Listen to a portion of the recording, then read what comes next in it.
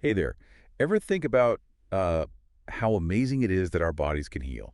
We get a cut, and somehow it just fixes itself. It really is remarkable. Today, we're diving deep into the history of wound healing. A story that spans thousands of years from ancient remedies to the cutting edge of science. Yeah, what's so fascinating is that this quest to heal wounds, it's been a constant throughout history, across cultures. Yeah, every battle wound, every burn, every little scrape has pushed us to understand this incredible process. Exactly. So let's rewind way back Okay. to ancient Egypt, like 2000 BCE. Right. Picture hieroglyphs, pyramids, and honey. Oh, Yeah. Honey was a staple in ancient Egyptian wound care. really? The Ebers Papyrus, one of the oldest medical texts we have, mentions it. And you know what? They were really onto something. We now know that honey has these powerful antimicrobial properties. So even without like microscopes or fancy labs, Mm. they had figured out that honey could help fight infection. It's pretty incredible. And they also used clay, which probably helped to absorb fluids and keep the wound clean. Right. But their knowledge went beyond just those simple remedies. Egyptians also understood the importance of closing wounds. So they were already pretty advanced. They used sutures made from things like linen, and they even had these specialized tools for wound debridement, removing damaged tissue to promote healing. That's amazing. Oh, yeah. Okay, let's hop over to another ancient civilization. Okay. The Greeks, around the time of the Trojan War. Ah, yes. Immortalized in Homer's Iliad. The Iliad is filled with these vivid descriptions of battle wounds and the desperate attempts to heal them. I can imagine. Wine was a common cleanser, and they used bandages to protect wounds. Makes sense. And then we have Hippocrates, often considered the father of medicine. He really emphasized the importance of observation and keeping wounds clean. So he was advocating for a more systematic approach to wound care. Pretty revolutionary for that time. Definitely ahead of his time. But here's where things get even more intriguing. Around the same time, in ancient India, surgeons were already performing complex procedures. Oh, wow. Yeah. Like what? The Sushruta Samhita, an ancient Indian medical text, describes all these intricate surgical techniques, including using sutures to close wounds, skin grafts, even nasal reconstruction. Wow, nasal reconstruction. That's amazing. I know, right? They also emphasize debridement and using herbal remedies for pain relief and infection control. So while Hippocrates was focused on observation and cleanliness, Indian surgeons were pioneering these advanced surgical techniques. It's fascinating how different cultures had such distinct approaches. Yeah. But let's not forget about ancient China. Okay, what was happening there? So in traditional Chinese medicine, the focus was on balancing the body's internal energy, or qi. Key, right. They believed that disruptions in this qi flow could lead to illness, and restoring balance was essential for healing. So instead of focusing solely on the physical wound, they considered the whole body's energy system. Exactly. It was a much more holistic approach. Using acupuncture, herbal remedies, and other techniques to promote healing from within. Yeah. It just highlights how different cultures develop these unique perspectives on healing, each with its own strengths and limitations. Absolutely. But let's move on to the Roman Empire, a period known for its military prowess, Okay. and surprisingly, its advancements in wound care. The Romans. Yeah. Gladiators, chariots, and cutting-edge wound care. Seems like an unlikely combination. It does. So how did they approach wound healing? Well, think about it. With constant warfare and all those gladiatorial combats, they had a lot of experience with wounds. Right, makes sense. And one figure really stands out. Galen of Pergamon, a physician to gladiators. Galen, he's considered one of the most influential physicians of all time, right? He is, and his meticulous observations of gladiatorial wounds led to some remarkable insights. Galen was the first to describe those four classic signs of inflammation: redness, heat, swelling, and pain. He also documented the different stages of wound healing and really emphasized the importance of letting nature take its course. So he was a keen observer.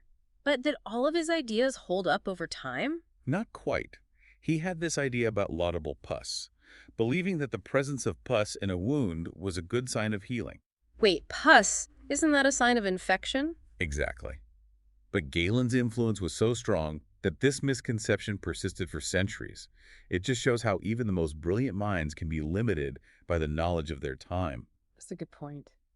And that brings us to the end of the Roman Empire and the beginning of the Middle Ages, a period often associated with a decline in scientific progress. What happened to wound care during this time? Sadly, wound care really stagnated. With the fall of the Roman Empire, much of that medical knowledge accumulated over centuries was lost or fragmented. So they were sort of starting from scratch. In a way, yes. The dominant theory of disease was based on the idea of humors, which led to treatments like bloodletting, which often did more harm than good. But even in these dark times, there were glimmers of insight.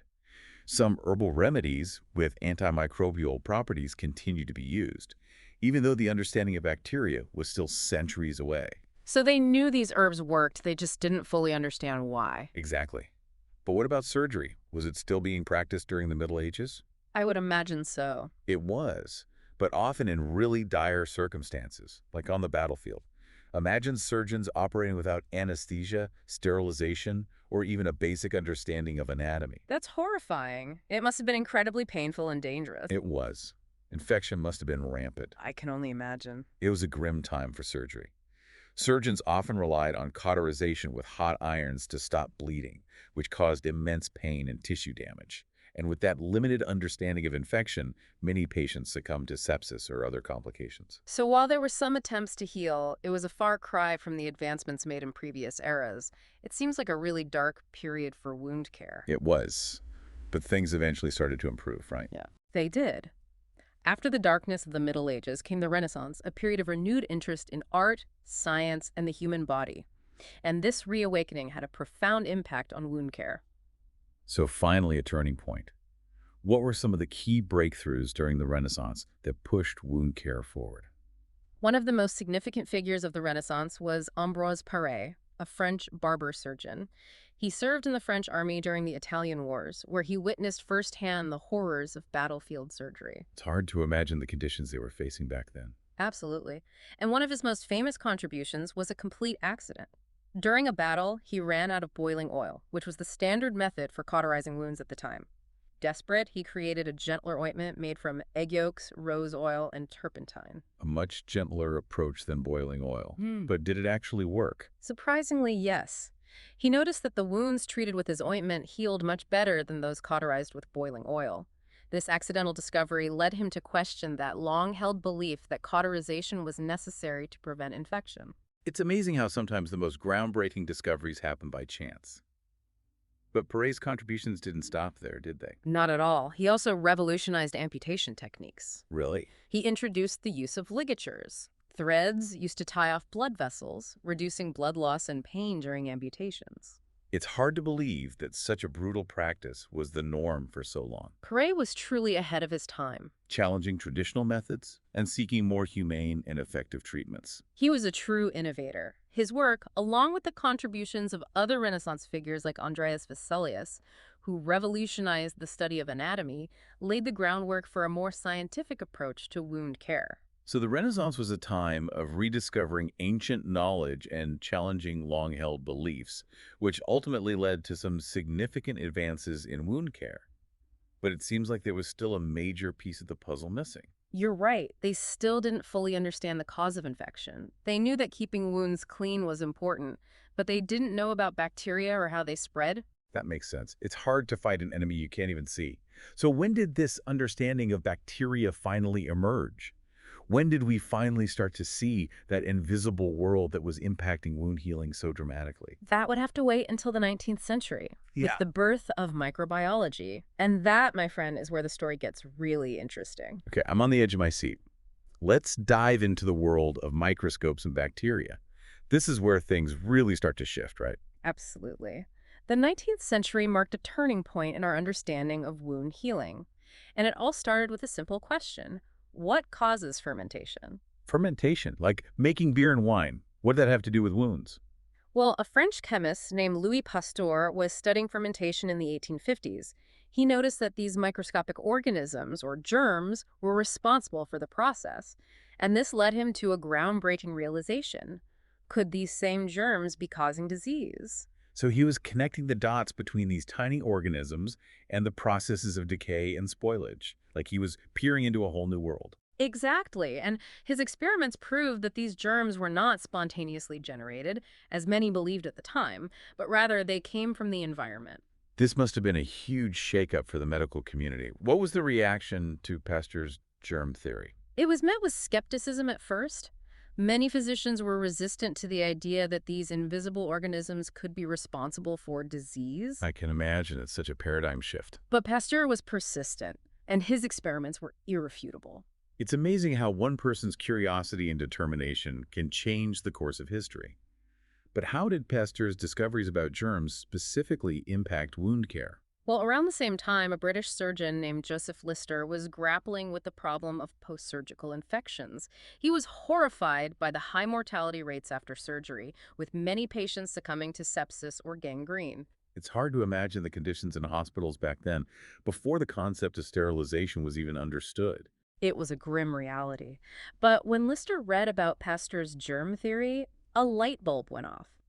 Could these microscopic organisms be the culprits behind these deadly infections? So he started to connect the dots between this invisible world of bacteria and the very real consequences of infection in his patients. Exactly.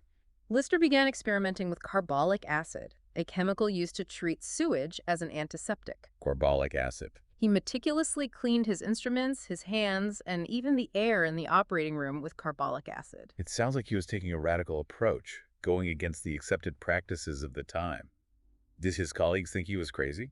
Some probably did, but Lister was determined to prove that these antiseptic techniques could save lives. And the results were astonishing.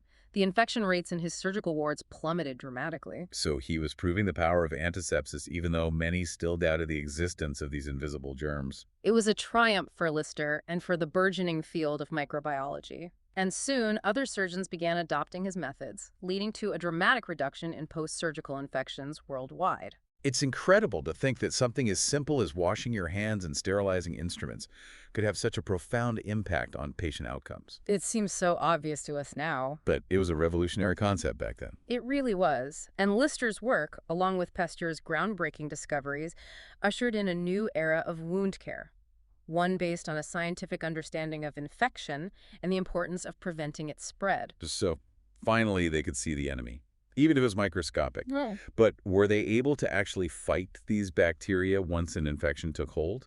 Were there any treatments available? Well, that brings us to another major turning point in medical history, the discovery of antibiotics. And that, my friend, is a story for the ages. So we left off on the cusp of a revolution, the dawn of antibiotics. Okay, lay it on me. It's a story that begins, like so many scientific breakthroughs, with a bit of serendipity. I love a good discovery story. Picture this. It's 1928, and Alexander Fleming, a Scottish bacteriologist, is tidying up his lab. He notices a strange sight. One of his petri dishes, teeming with bacteria, has a patch where the bacteria have been killed off. What? And in that patch, a mold is growing. A mold. So, like something you might find on a piece of bread left out too long. Exactly. But this wasn't just any mold. It was Penicillium notatum. Okay.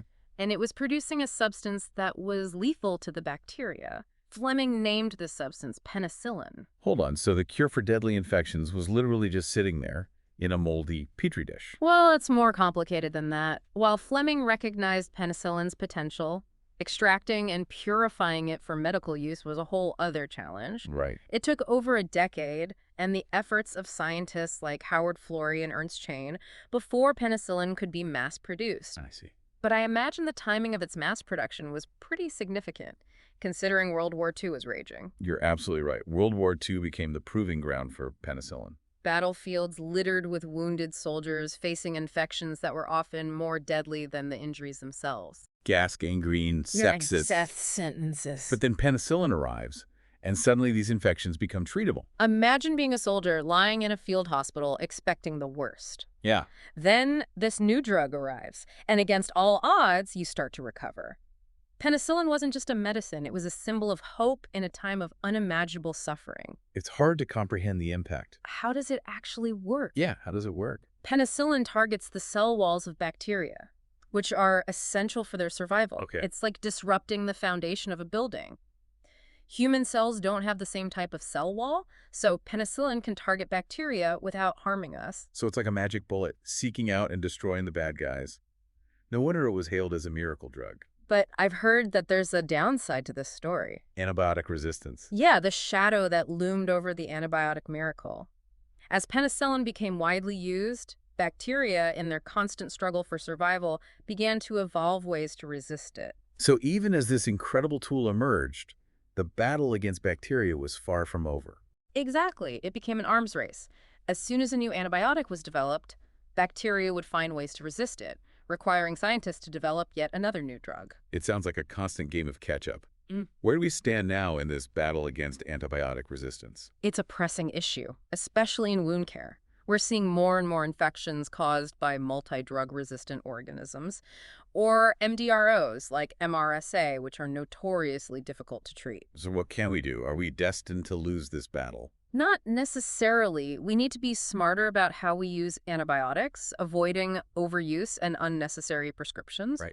We also need to invest in research for new antibiotics and alternative approaches like phage therapy, which uses viruses to target specific bacteria. It sounds like the future of wound care hinges not just on developing new weapons, but on understanding the enemy and finding ways to outmaneuver them. Absolutely. But let's shift gears for a moment. Okay. The discovery of antibiotics was a monumental shift in how we treat infections. It was. But around the same time, another revolution was brewing, one that would completely change how we think about wound healing itself. Okay.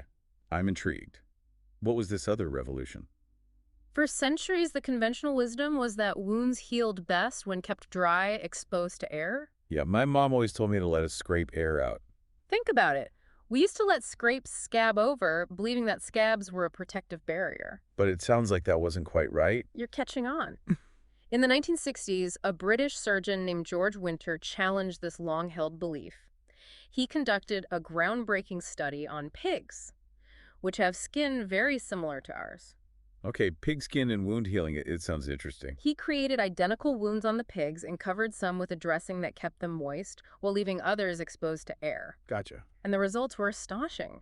The wounds kept moist healed significantly faster and with less scarring. So letting a wound air out was actually slowing down the healing process. It was a paradigm shift. That's pretty counterintuitive. Winter's research showed that a moist environment was crucial for cells to migrate and close the wound, Interesting. while a dry scab actually hindered this process. But wouldn't a moist environment increase the risk of infection? That was a concern. But Winter's research and subsequent studies demonstrated that moist wounds, when properly managed, were no more prone to infection than dry wounds.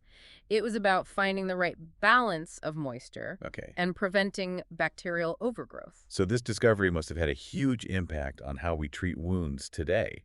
Did it lead to any new technologies or approaches? Absolutely. It sparked a wave of innovation in wound dressings. We went from simply covering wounds to creating dressings designed to maintain a moist, healing environment while protecting the wound from contamination. So instead of just bandages, we now have dressings that actively participate in the healing process. Exactly. We have hydrocolloids, hydrogels, foam dressings, alginates, each designed for specific wound types and challenges. They absorb excess fluid, regulate moisture levels, and even release medications to promote healing. It's like having a mini pharmacy right on the wound, tailored to its specific needs. But did this moist healing revolution apply to all types of wounds? That's what I was wondering. It did, but its impact on chronic wounds was especially significant. Chronic wounds. Chronic wounds, unlike acute wounds, get stuck in a prolonged inflammatory phase, unable to progress through the normal stages of healing. So they're like wounds that just can't seem to catch a break, stuck in a cycle of inflammation and damage. Exactly. And for these wounds, the moist healing approach was a game changer. It helped to reduce inflammation, promote cell growth, and accelerate the healing process. But even with most healing and advanced dressings, chronic wounds are still incredibly challenging to treat. What are some of the factors that make them so stubborn? Well, chronic wounds are often a symptom of an underlying condition, like diabetes, poor circulation, or pressure injuries. Right. So you're not just treating the wound itself, you're addressing a complex web of factors that are hindering healing. Sounds like a multifaceted problem requiring a holistic approach. Exactly. And to understand how we tackle these challenges, we need to delve into the science behind why chronic wounds become chronic in the first place. It's a fascinating and often frustrating journey into the intricate world of cellular processes and biological signals. But we'll save that for the next chapter of our deep dive. All right, I'm ready to go deeper. We've gone from ancient remedies to the discovery of antibiotics and the revolution of moist healing. It's been an incredible journey so far, and I'm eager to see what other breakthroughs and challenges lie ahead in our quest to understand and conquer wounds. So we've talked about the revolution of moist wound healing and those incredible advances in dressings. But as we know, some wounds just refuse to cooperate. They become chronic, a constant source of pain and frustration. What's going on at a cellular level that makes these wounds so stubborn? Chronic wounds are like a broken record, stuck in a loop of inflammation. Unlike acute wounds, which move through those distinct stages of healing, chronic wounds, they get stuck in the inflammatory phase, unable to progress to that rebuilding phase. It's like the body's repair process gets stuck in overdrive, constantly sending out inflammatory signals, but not actually accomplishing the task of healing. Exactly. And there are a few key culprits that contribute to this stalled healing. Well, One is an imbalance of proteases, which are enzymes that break down damaged tissue. right. In chronic wounds, these proteases can become overactive, Wow. destroying not just damaged tissue, but also the growth factors needed for repair. It's like the body's own cleanup crew is going rogue, wreaking havoc instead of restoring order. A good analogy. And then there are cytokines, signaling molecules that play a key role in the inflammatory response. Uh-huh. In chronic wounds, pro-inflammatory cytokines remain elevated, perpetuating the cycle of inflammation and preventing the wound from transitioning to that proliferative phase where new tissue is formed. So it's a constant state of alert, with the body sending out distress signals but unable to shift gears into repair mode. But it's not just a matter of these signaling molecules, right? Aren't bacteria also a major player in chronic wounds? They absolutely are. And this is where biofilms come in. Bacteria in chronic wounds often form these structured communities called biofilms, which act like a protective shield against antibiotics and the immune system. So even if you try to fight the infection with antibiotics, these biofilms act like a fortress, protecting the bacteria inside. That's a great way to visualize it. And to make matters worse, chronic wounds often have poor blood supply, which means less oxygen and nutrients reach the area, further impairing that healing process. So it's like trying to rebuild a city after a disaster. But the roads are blocked, the supply lines are cut off, and there's a constant threat of attack. No wonder these wounds struggle to heal. It's a perfect storm of challenges, and this is why chronic wounds require a multifaceted approach to treatment. But before we dive into the specifics, are there any particular types of chronic wounds that stand out as particularly challenging? Well, I've heard a lot about diabetic foot ulcers. They seem to be a major concern, often leading to serious complications. What makes them so difficult to manage? Diabetic foot ulcers are a prime example of how underlying health conditions can dramatically impact wound healing. I can imagine. High blood sugar levels, a hallmark of diabetes, damaged nerves and blood vessels, leading to poor circulation and reduced sensation in the feet. So even minor injuries might go unnoticed, and the reduced blood flow makes healing much slower. It seems like a recipe for disaster. It is, and because of the poor circulation and the compromised immune system, diabetic foot ulcers are highly susceptible to infection, which can quickly escalate into a serious problem. It sounds like a vicious cycle. The diabetes contributes to the wound, and the wound is harder to heal because of the diabetes. Exactly. And in severe cases, infection can spread to the bone, a condition called osteomyelitis, which is incredibly difficult to treat and can even lead to amputation. That's a stark reminder of how seemingly small wounds can have devastating consequences, especially when underlying health conditions are involved. So how do doctors approach these complex chronic wounds? It sounds like it requires more than just a bandage. It absolutely does.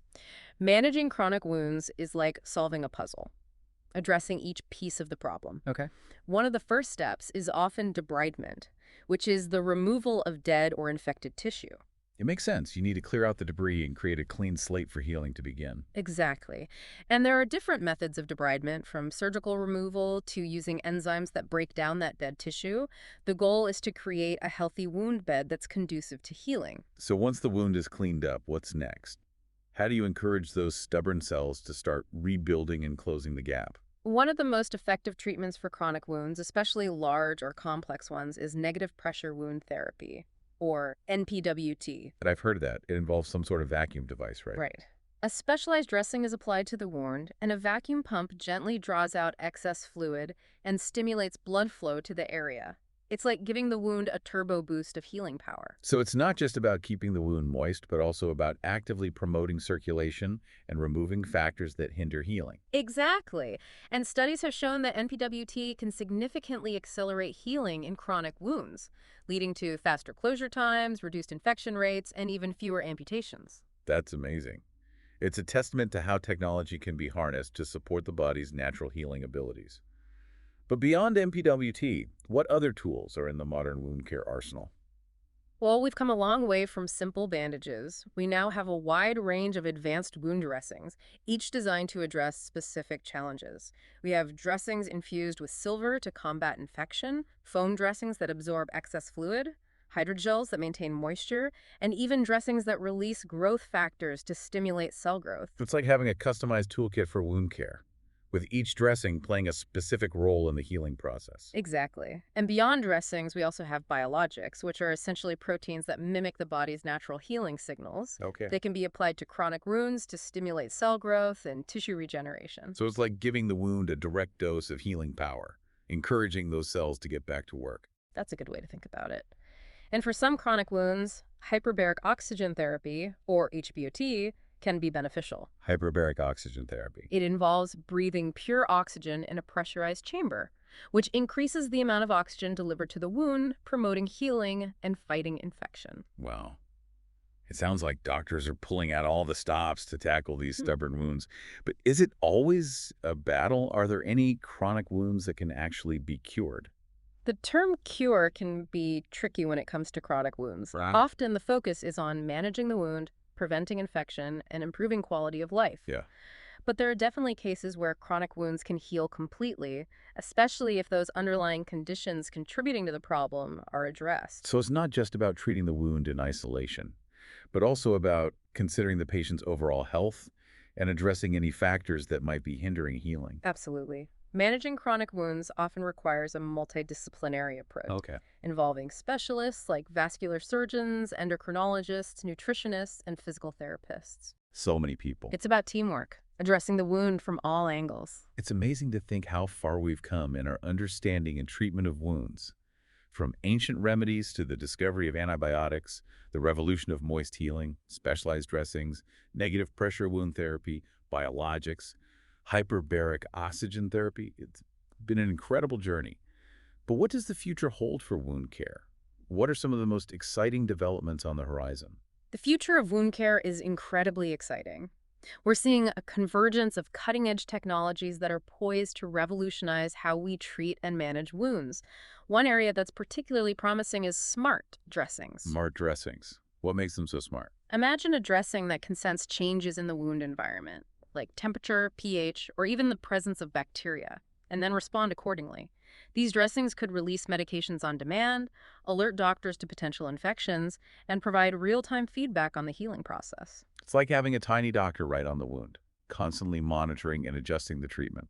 That's incredible. And stem cell therapy is another area with tremendous potential.